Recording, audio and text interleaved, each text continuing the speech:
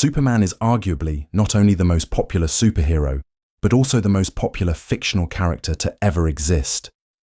Created in 1938, he is the first superhero to be created. In his long run of more than 85 years, 87 to be specific, he has appeared in more than 10,000 issues and thus has more than 100 versions across different alternate worlds, timelines, and parallel universes. And my friends, today I'm going to do the impossible. I'm going to try and scale this character and see how strong he is. Obviously, I can't use all his feats because that would take more than 20 hours, not even exaggerating.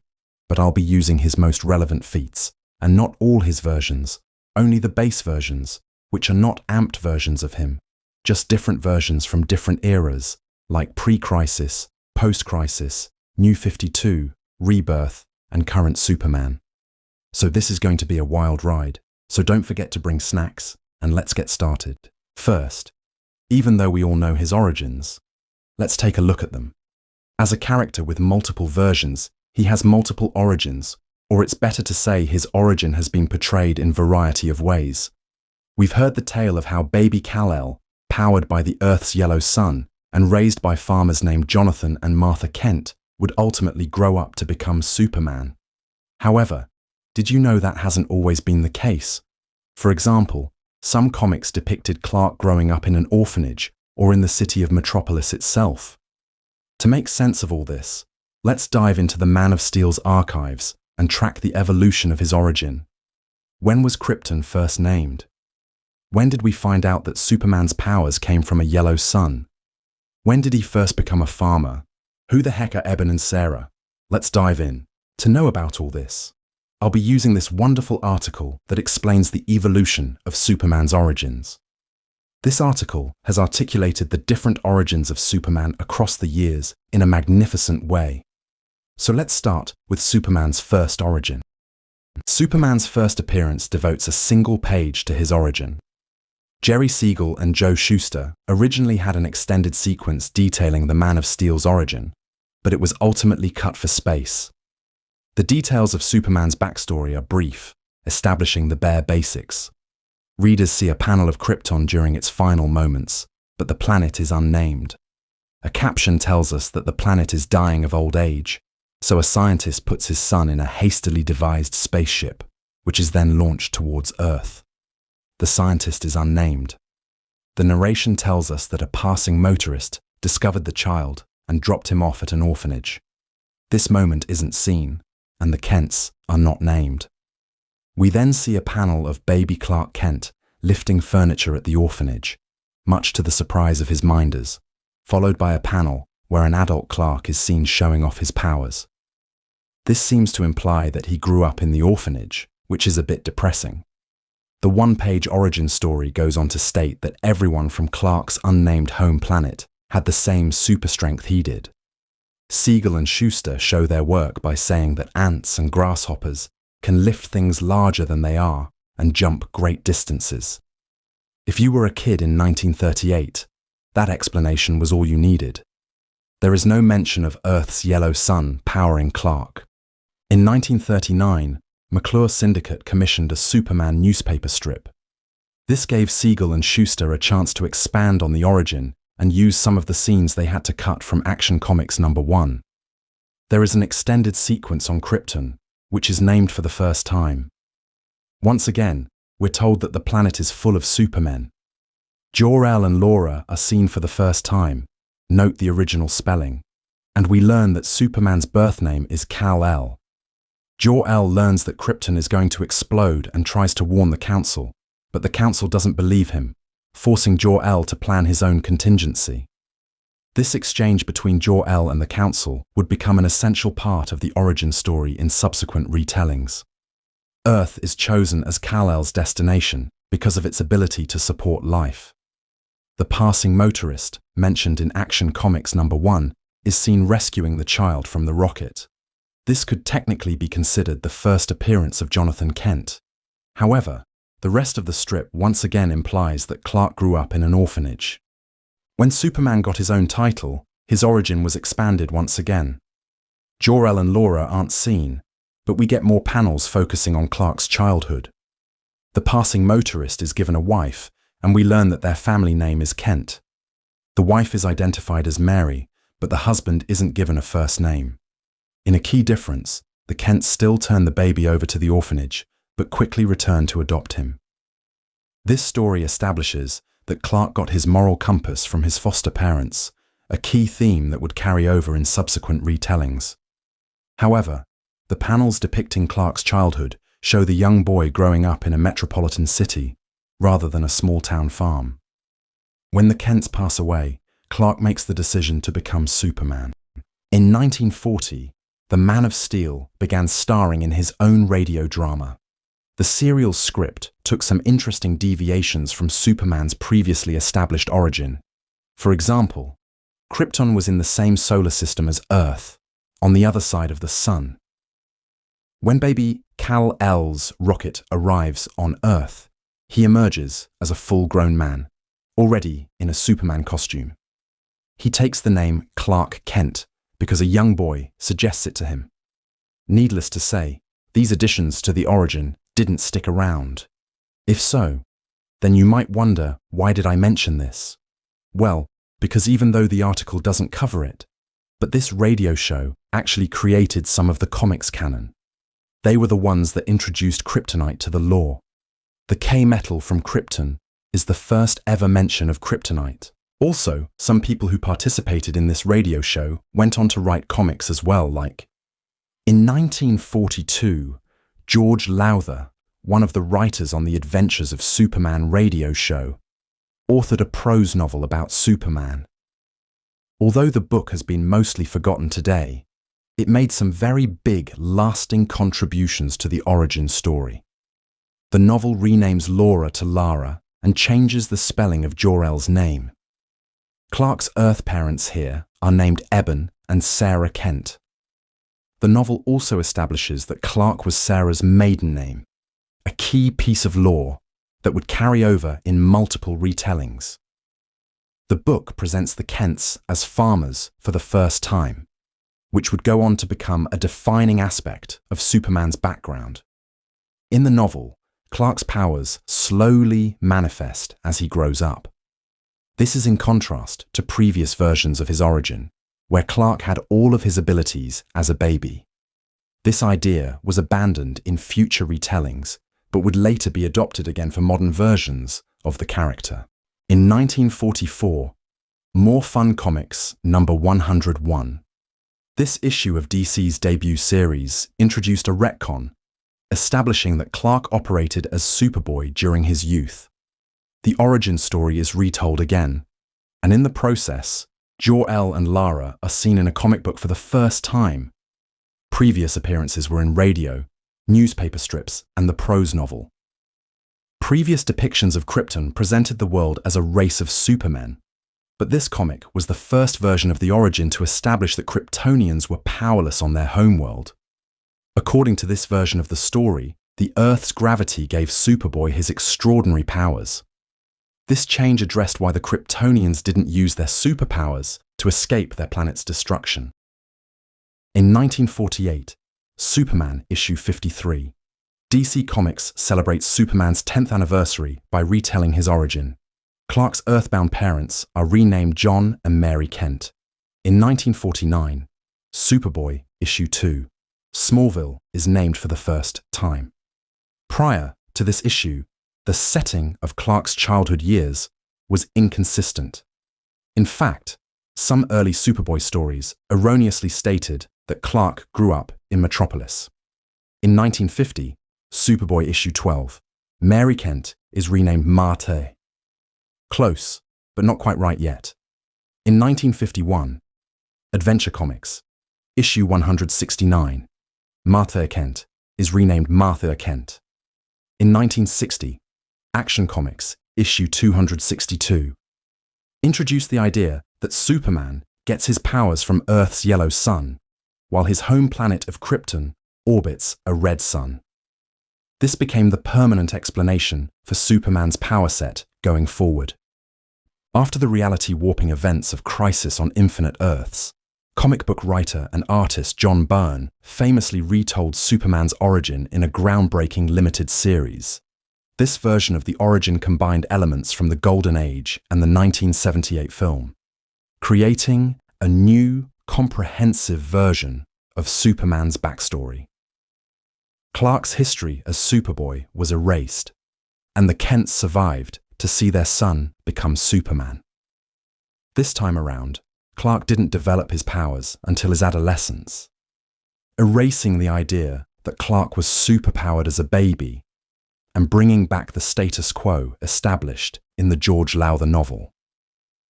The origin presented in The Man of Steel would become the gold standard going forward, with most retellings building off its concepts and themes. Now, there are many versions of Superman, as I mentioned. To scale him properly, we must first know his different versions and why they exist. So I'm going to explain the continuity and changes of DC to you.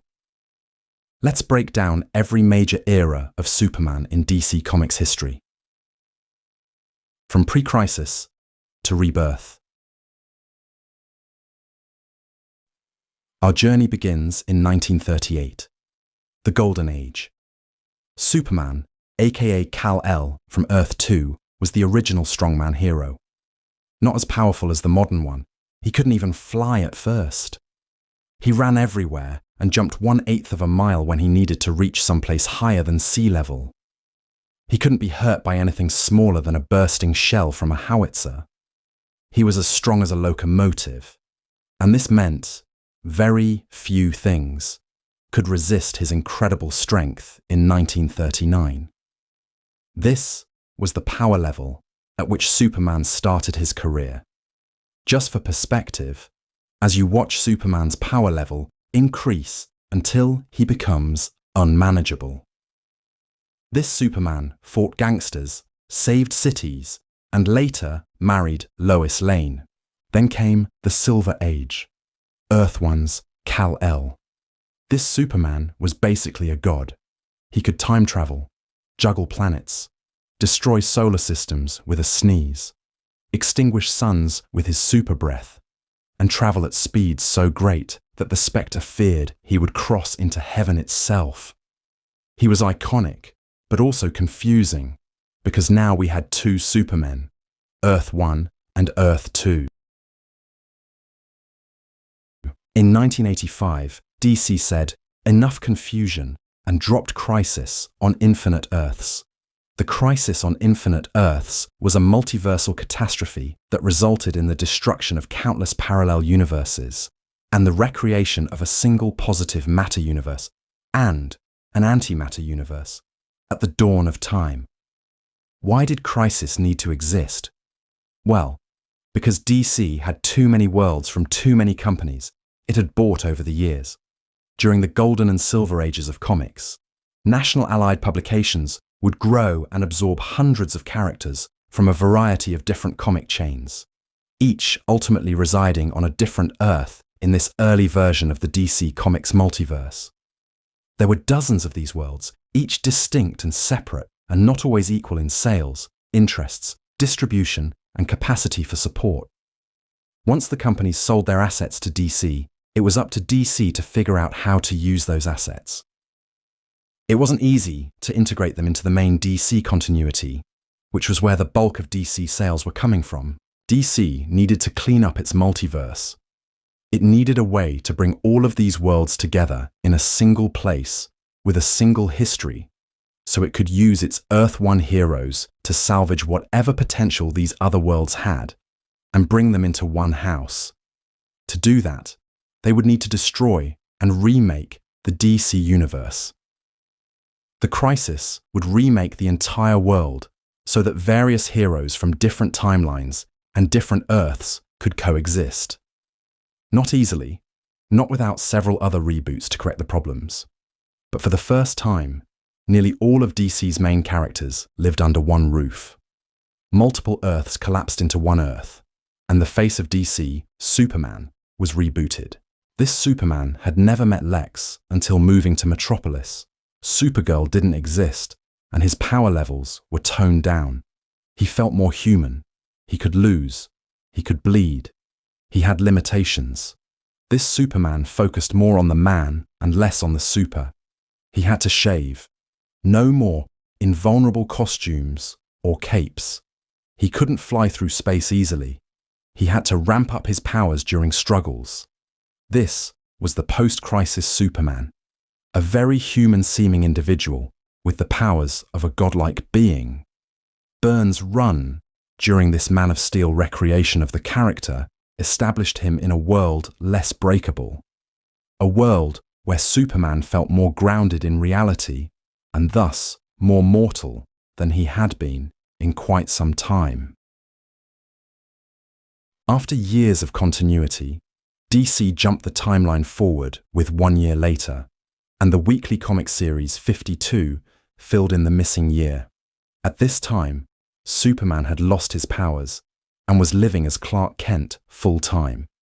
Infinite Crisis later brought back the multiverse. Not infinite this time, but 52 Earths. Multiple versions of Superman began to return again, including Earth 2 Superman and evil counterparts like Ultraman. In Flashpoint, Barry Allen broke the timeline trying to save his mother. The result? A full reboot, the New 52. This Superman was younger, more aggressive, wore armor, and the world saw superheroes as a new phenomenon. This version hadn't been around long. The whole superhero timeline was compressed to just 5 years. He wasn't married to Lois. Legacy characters like Superboy and Wally West, gone. It was controversial. Some fans loved the fresh take, while others hated the changes. Much of what we know about Superman has been retained, with the obvious exceptions of his involvement with Lois Lane. She has, at least temporarily, been supplanted by his interest in Wonder Woman, and his costume losing its briefs and becoming a suit of nanotechnological armor. DC eventually admitted that something was missing. So came Rebirth. After Flashpoint, when the history was returning to normal, someone outside time attacked and stole 10 years of time from the universe. We had Wally West, the original Kid Flash, coming back. We also had the New 52 Superman die, and we had the Superman and his family from before Flashpoint make it to the New 52 universe. It's eventually revealed that New 52 Superman and this old Superman were actually two parts of the real Superman that someone split in two to keep Superman weak.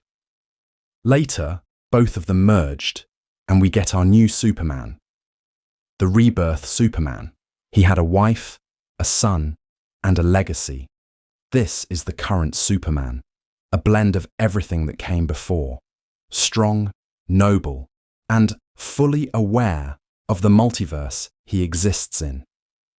This Superman is the Rebirth Superman. Now, in the ending of Death Metal, it is explained that the entire timeline was full of knots, which is why the post-crisis characters were different from the pre-crisis characters in memories, powers, events, etc.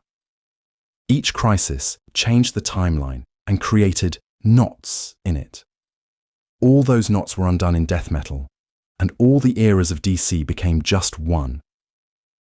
Basically, what they're saying is that all the ages are now one. There's no longer the Golden Age, Silver Age, pre-post-crisis, etc.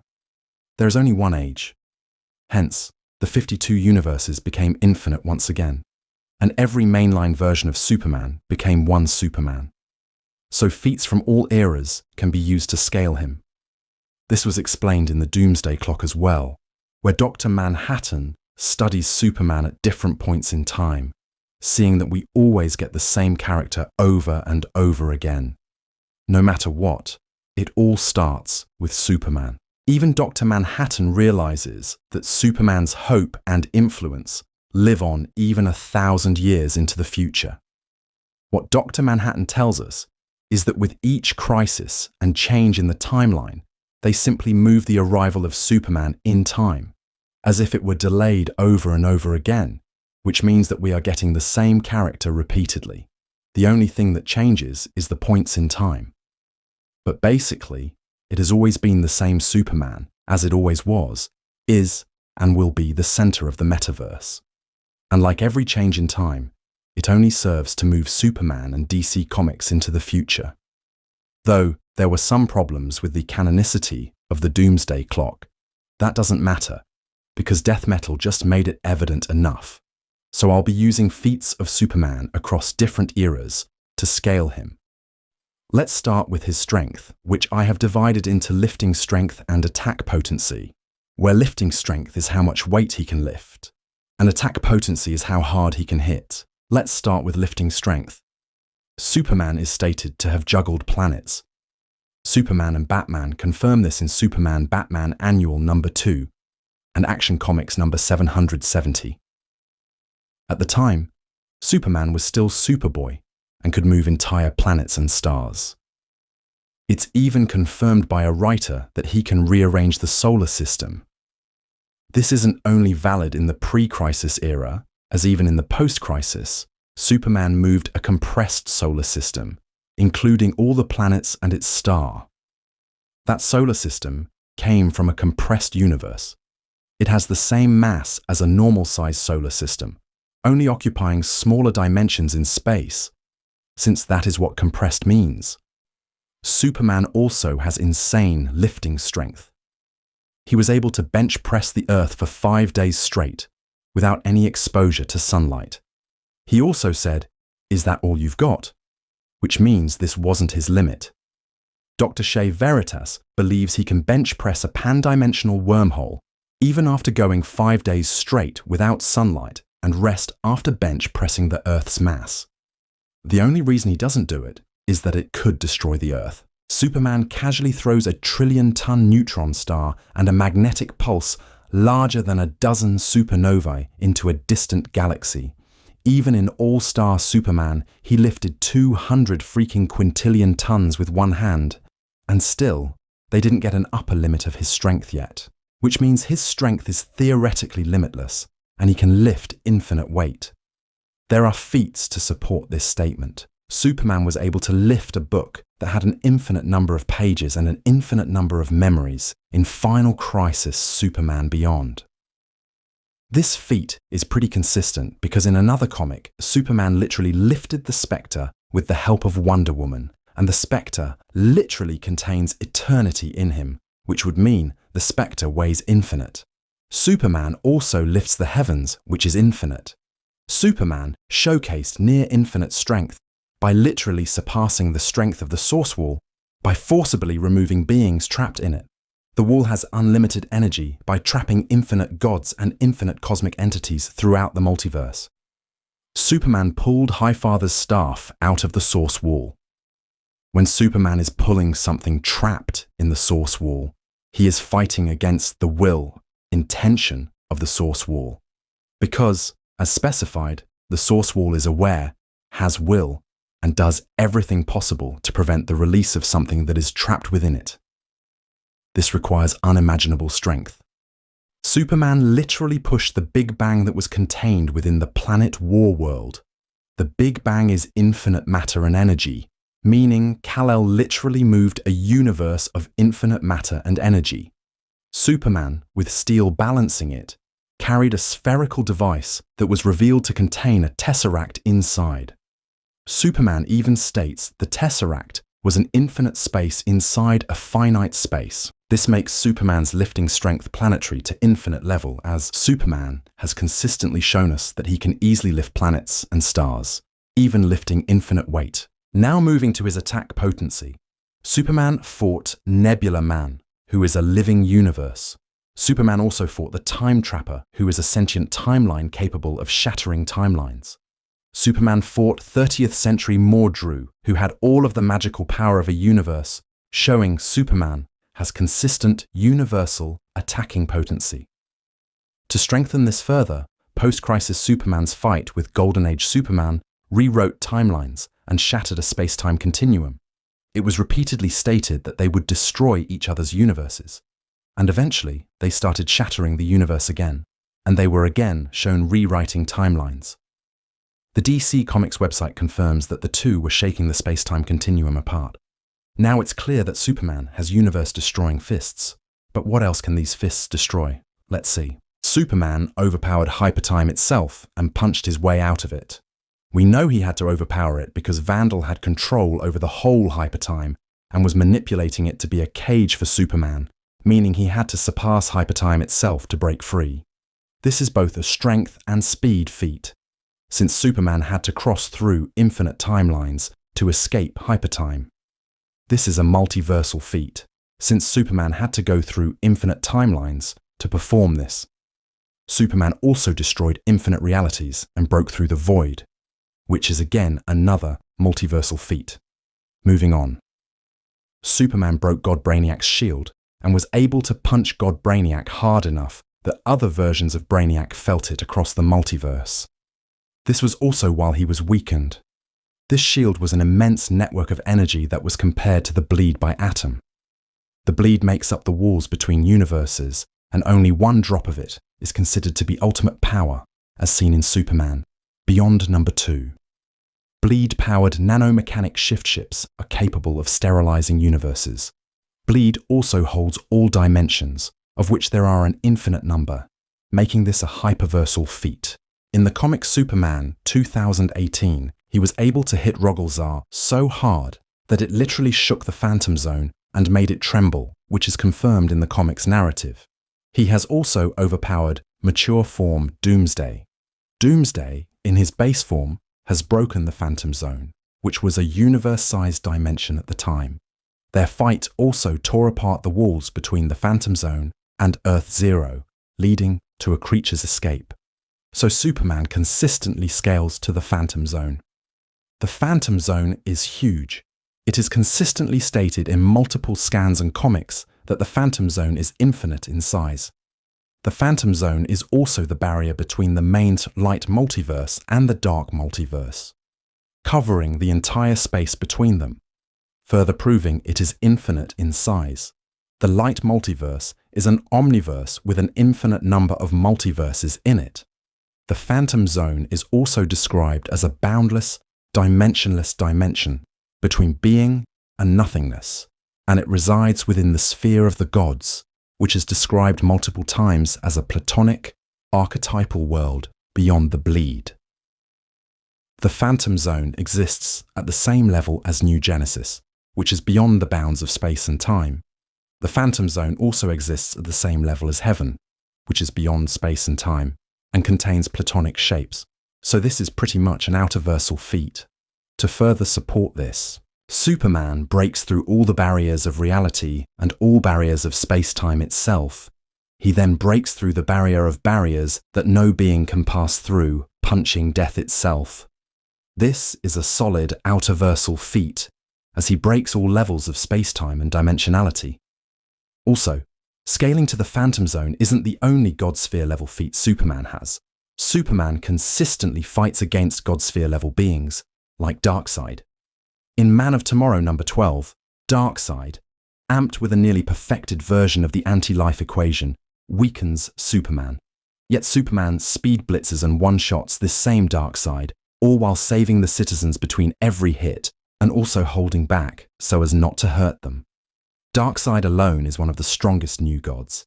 Even random new gods are capable of creating universes and stars.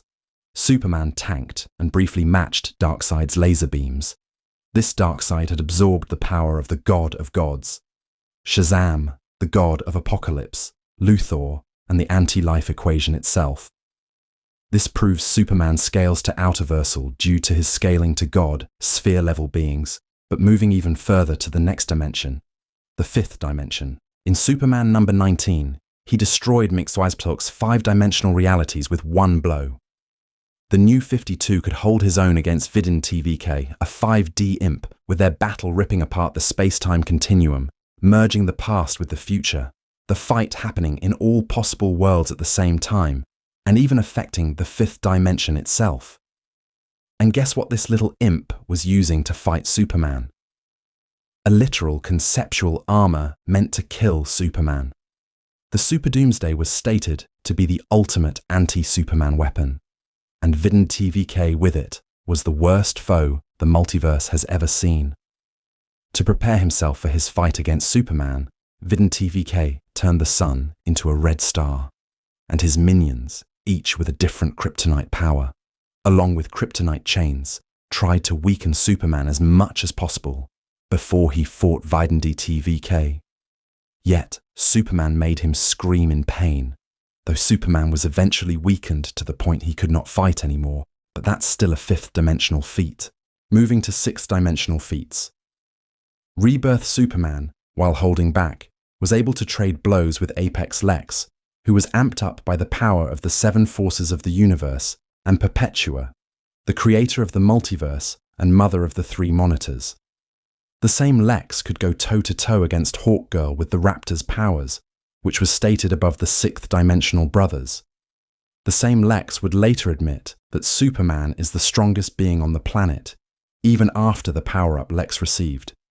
Superman has also defeated Mageddon, who is a threat from beyond the source. The Presence and his angels were so afraid of Mageddon that they packed their things and gathered to create a new creation because they thought this creation was doomed.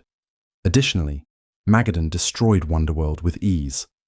Wonderworld has defeated a fifth-dimensional imp and possesses sixth-dimensional tech. Superman, after being sun-dipped and merging with his past, present, and future, was able to one-shot the World Forger, one of the strongest sixth-dimensional beings, and destroy his new multiverse. The World Forger himself thinks Superman can beat him, so Superman also has sixth-dimensional feats. So Superman's attack potency ranges from universal to multiversal to hyperversal to outerversal to even high outerversal. In DC cosmology, it goes from universe to multiverse to bleed to Godsphere to the fifth dimension and even up to the sixth dimension. Now, if you're wondering how a normal superhero can be so strong as to contend against gods and even cosmic entities, well, it's because Superman isn't your normal hero. His metaphysical importance in DC is greater than that of those gods and cosmic entities. This brings us to our next topic, the importance of Superman. Superman's story is the first ever story, and the entire DC universe revolves around it. Thus, his story is the purest and strongest. It is so strong that it is considered unstoppable and more powerful than Mandrak on a metafictional level, the same being who was devouring stories like they were snacks. Even the Presence, in the form of a young child, has praised his incalculable strength before. The Spectre has also praised Superman's willpower, and even stated he was the only one who could defeat Emperor Joker. The story of Superman is a prime emanation of prime truth, and the marriage of Lois and Clark binds reality together. It is the greatest foundation of all. All of this isn't some metafictional BS I'm spouting. This has been given a canon explanation in comics as well, where it is shown that Superman's story is a direct descendant of Al, the god of superheroes, and so the Retcon Corps can't modify or touch it. The same corporation that can modify stories and can even erase stories and make the page go blank. Even Alexander Luthor says that Superman is the key to recreate the multiverse and that everything comes from him. Superman and Batman are the linchpins to everything. Some of their versions will always exist. The Trinity, Superman, Batman, and Wonder Woman, is the heart of creation, and affecting them will affect the entire multiverse. This is also shown in pre-Crisis, when some aliens in the Silver Age come to Earth in order to conquer it. They destroy the concept of heroism and violence, killing Superman and every superhero, so humanity turned to the era of stone, and without superheroes, these aliens conquered the Earth. But when two kids started to talk about a superhero, they brought Superman back to life, and his existence alone convinced the aliens to make a quest to free all of the planets that they conquered. This shows Superman is the first concept of a superhero, and thus every other superhero comes from him. In Batman, Superman Annual Number 1, according to Mex Weisbtalk, a cosmic being, due to being the embodiment of heroism itself, Superman is stronger and faster than all other heroes, the greatest of them all. You can't kill Superman. He will come back to life no matter what. And guess who said this? The very concept of the death of Superman. Dr. Manhattan, someone so strong he makes Mr. Weisbtalk scared, tries to kill Superman, but no matter how many times he tries, Superman keeps coming back. Finally, Dr. Manhattan states that Superman is the center of the metaverse and will always exist, no matter what. Superman is stated to be the embodiment of faith, belief, and hope, and due to this, he was able to damage both the metaphysical and physical form of the Phantom Stranger, and even hurt him. In New Gods number 12 and number 13, even Orion states that Superman is the focal point of massive positive energy. And what is it? As explained by Metron, it's faith or belief. Depending on how much belief you have, you can achieve enough power to revive the gods themselves and power them up. Superman embodies the hope energies that reality is built on and is Darkseid's direct opposite. When the entire Justice League Unlimited attacks Darkseid, Superman is the one on the front lines and the only person that Darkseid even cares to mention directly after he looks at his entire story and ascends. Superman is also the embodiment of American justice and truth. But Superman isn't bound by what he represents. Yes, Superman represents hope, but that doesn't mean Superman is limited to it. It's more like hope represents Superman. When the death of Superman erased the concept of hope, he thought Superman would cease to exist, but Superman didn't. This means his existence is greater than that of the very concept of hope. Superman is literally called a paradox and did something no being has done before. He also went through the source, which is said to be never-ending. Heck, Superman's whole idea, his whole character, is made to fit a narrative. There is nothing he can't do. Now moving on to how fast he is. Superman has traveled from Mars to Earth in seconds. He has flown from around Pluto to Earth instantaneously. He has flown to Venus instantly while carrying Doomsday. Silver Age Superman can travel trillions of miles in a few seconds. In fact, Superman has traveled several billion light years in a nanosecond. Pre-Crisis Superman was flying so fast that he broke the bonds of infinity. He had to be stopped by the Spectre, or else he would have destroyed the multiverse. Pre-Crisis Superman has traveled through time. Silver Age Superman flew back in time through the time stream and kept on traveling until he flew through a timeless, placeless dimension. He flew around Kryptonians so fast that he whisked them into the time stream. Silver Age Superman has flown through time so often that he's become immune to chronal distortions. Current Superman also has an insane speed feat where he traveled from Apocalypse to Earth in the time it took for a conversation between Lois and Lex, which is probably seconds. And mind you, Apocalypse exists outside the entire multiverse itself. Sun-dipped Superman can fly at a speed beyond physics, beyond imagination. He moves so fast that it will take light hours to catch up to him and sound months. His approach can be felt in every dimension. So Superman has consistent infinite speed feats and also immeasurable ones. He also has an irrelevant speed feat where, as a result of a recent White Star amp, Superman is no longer bound by concepts like weight, distance, temperature, and even space-time. His combat speed scales to Wonder Woman's, who has blocked trillions of shards that were crossing universes. Superman is fast enough to race the Flash, who can move in attoseconds.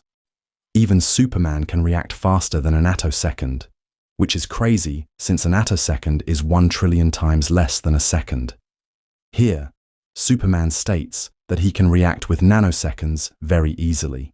He also stated he can move in femtoseconds. If you think only Superman's body is fast, then you're wrong, since his brain is just as fast. He once learned every medical book ever published in just a few seconds to save his friend's life. Superman reads entire documents with statistics and pieces of information about farming in the blink of an eye and moves faster than a thought. Superman takes the information from basically almost every telescope on the planet and processes it instantly.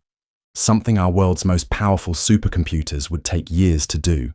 Moving on to how durable Superman is. While severely weakened, he survived an explosion the size of 1 million nuclear blasts. Crazy, right? Well, the feats coming up are even crazier. In Superman, Doomed, Superman literally dragged Brainiac into a black hole. Yes, he dragged him into a black hole, resisting its gravitational pull like it was nothing, and then he went into the singularity of the black hole and survived it. In the singularity, space-time catastrophically breaks down, so this is a low multiversal feat. It is later revealed in the comic that Superman had indeed survived the black hole and was coming from the edge of the universe to Earth in a matter of just 60 days, which means he was moving at 192,901 light-years per second, or 6,087,500,000,000 3 times faster than the speed of light. This is both a speed and a durability feat. While coming back, Superman flew through several black holes while journeying from the end of the universe to Earth, which even astonished Batman. He has another black hole-related feat, where he was holding a black hole that destroyed galaxies in the past and could consume the entire solar system immediately after being released into his hand. Post-crisis Superman absorbs enough anti-sunlight to vaporize half a galaxy. Superman also survives a cosmic storm that disintegrates on an atomic level. In Action Comics number 23, Superman tanked attacks from Lex Luthor, who could destroy planets, and no force in the universe can withstand his attacks, getting beaten only because of magic. Superman also tanked Voidhound blasts, the energy that destroyed 10 solar systems. Superman also tanked unlimited 4D energy. He has also tanked the unlimited energy of the Source Wall. Superman was unharmed in the center of the Big Bang and hit harder than the Big Bang, destroying a machine built not to be destroyed by the Big Bang. That's near infinite durability and near infinite strength. Superman has tanked blasts from Umbrax. Umbrax is the entity of the invisible spectrum. The invisible spectrum is the polar opposite of the emotional spectrum, as it's one of the 7 negative forces of the multiverse. Hell, against it, the whole Earth needed to become a white lantern to stand against it. Superman tanked the collision of New Genesis and Apocalypse, worlds whose size makes the Earth shiftable into a small lake. Superman has also survived Darkseid's Omega beams many times, which are literally termination itself. That also proves he is resistant to existence erasure. When Darkseid hits you with his beams, every multiversal possibility exists at once, and you're gone and erased. Not just gone, but you're past. You no longer exist or have ever existed. Darkseid erases you from all of space-time, across all timelines of the multiverse. You no longer exist in either the past or the future. You are completely gone. But Superman survives it because he can't be erased. Even the Time Trapper could not erase him from time or history. In my opinion, the best durability feat of Superman has to be when he is shown resisting the anti-life equation while being weakened by all versions of kryptonite across the whole multiverse. Not even Mxyzptlk can resist the anti-life equation. Also, not only was Superman weakened by all kryptonite in the multiverse, but he was also being used as a new battery for a new sun. Despite being a weakened Superman, weakened by all kryptonite in the whole dark multiverse, and used as a battery for a new artificial stronger sun, he could still resist the anti-life equation, which not even Mxyzptlk could at full power. This is not inconsistent for him at all. Superman has been mentioned before as having the greatest willpower in creation, and has been compared to Green Lantern's will before. Right after being weakened by all kryptonite in the dark multiverse, he one-punched a dark multiversal version of Batman with Darkseid's powers and the anti-life equation, which he had full control over and could manipulate. This is probably his greatest durability feat, but I have another underrated one.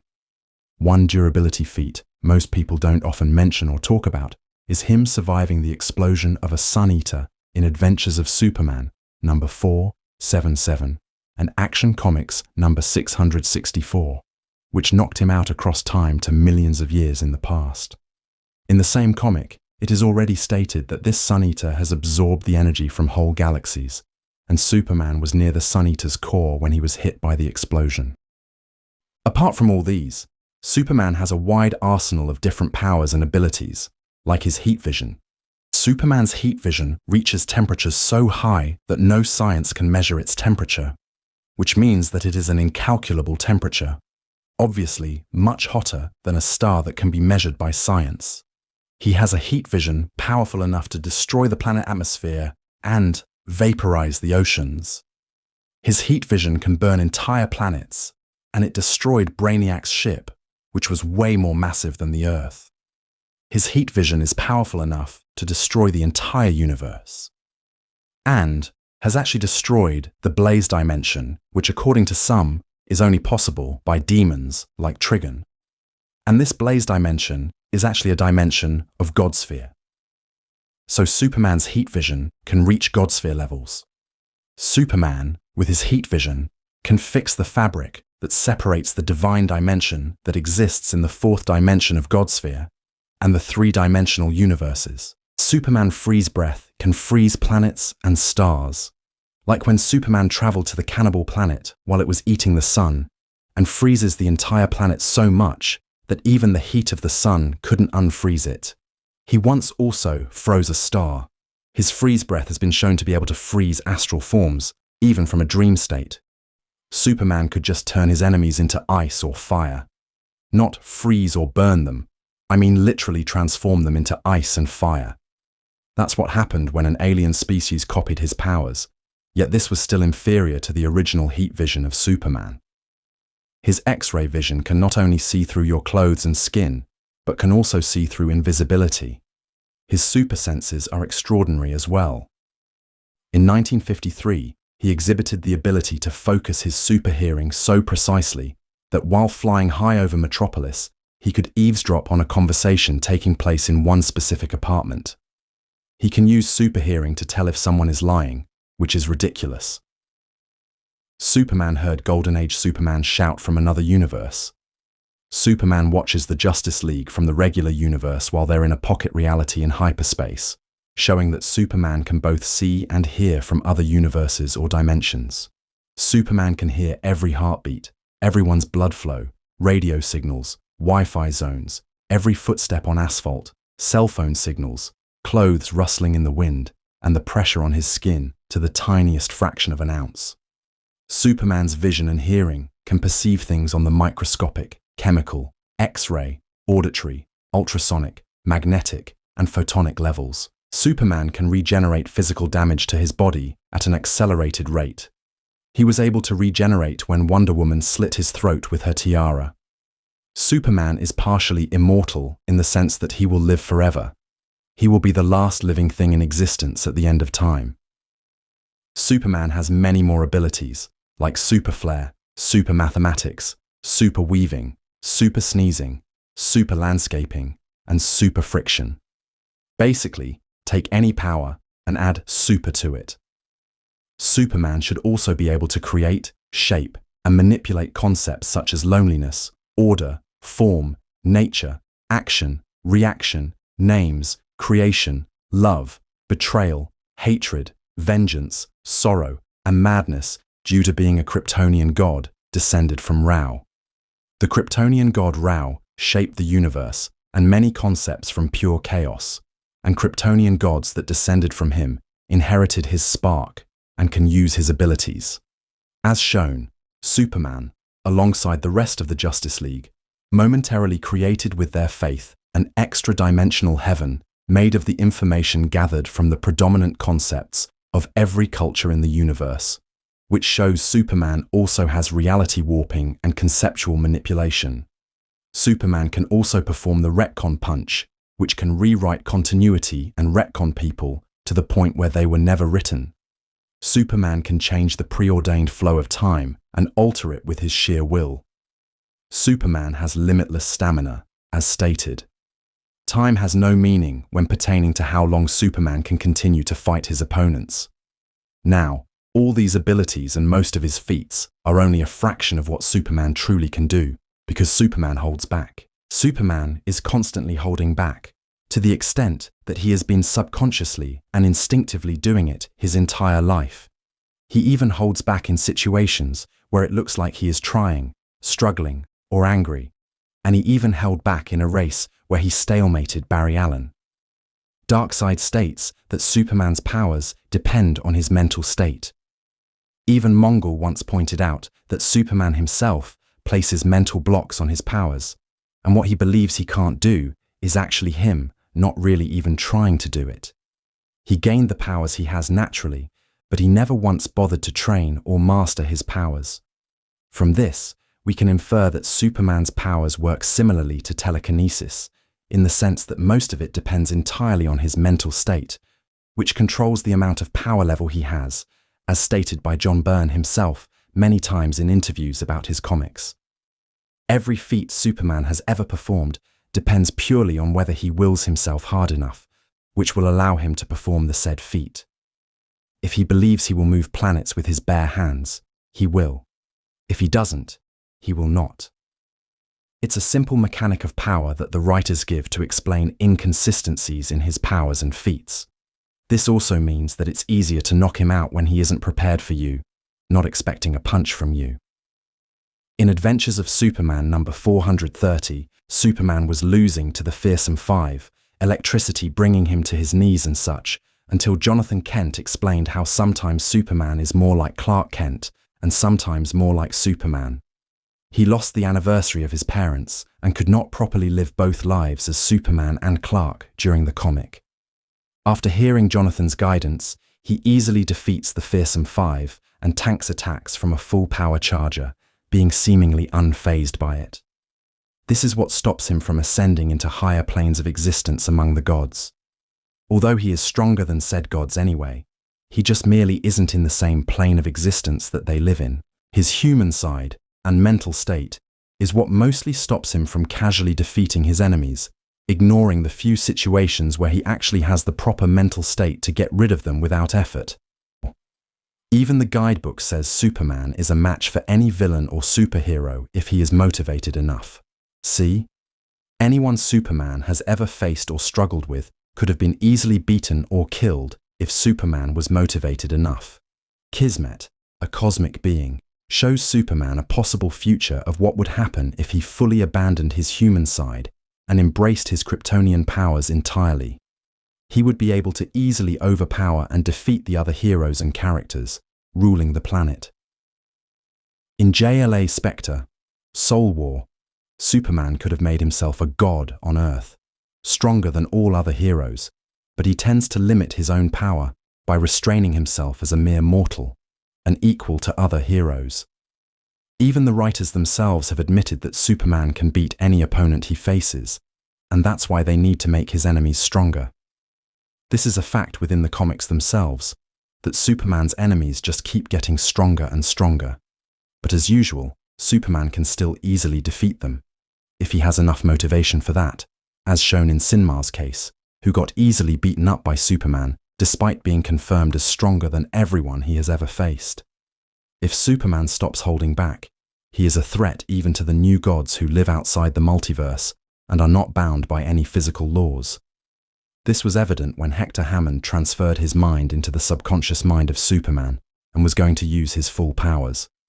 That was so much danger that the prophecy wall, basically a piece from the source wall, gave Highfather, an all-father god figure, a vision of a threat that could endanger even the very existence of the gods.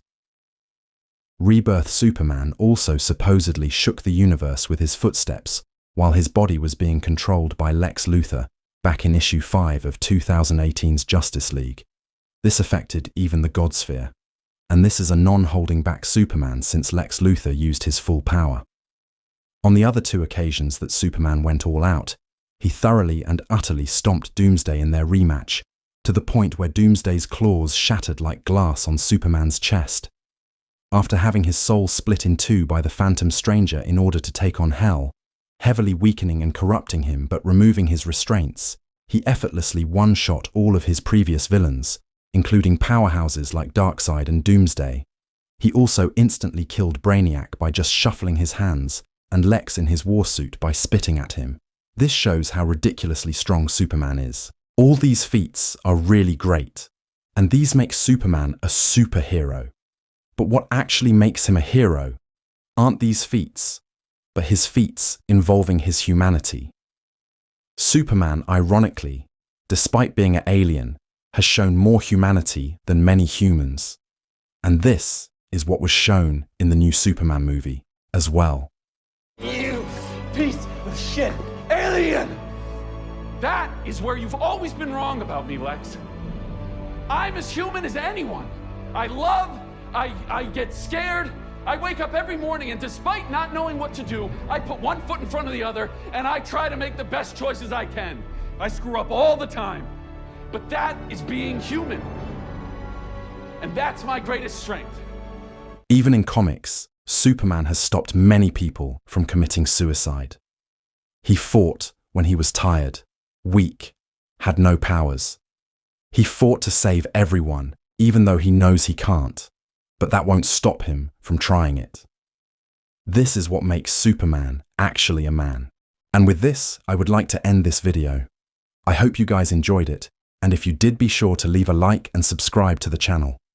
Comment on who you want to see get power scaled next. Let's meet in my next video.